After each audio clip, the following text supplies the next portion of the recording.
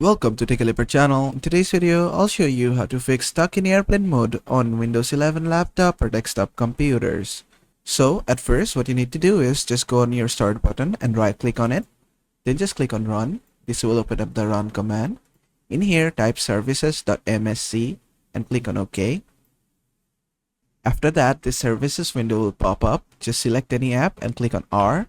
Then you'll find Radio Management Service. Just right click on it and click on restart, and just wait for it to restart.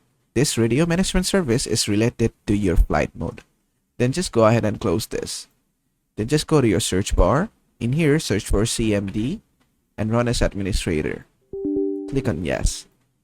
After that, in here, just type ipconfig /release and then just hit on enter. After that, what you need to type here is ipconfig /renew and hit enter again.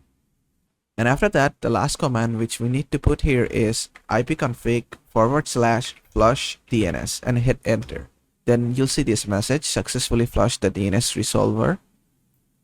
And after that, you can just close this.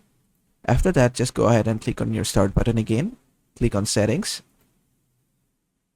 After that, just click on network and internet.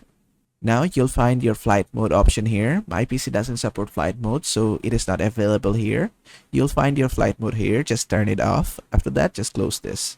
And basically that is how to resolve stuck in flight mode on Windows 11 laptop or desktop computers. I hope this video was helpful. If it was, please give it a thumbs up and don't forget to subscribe.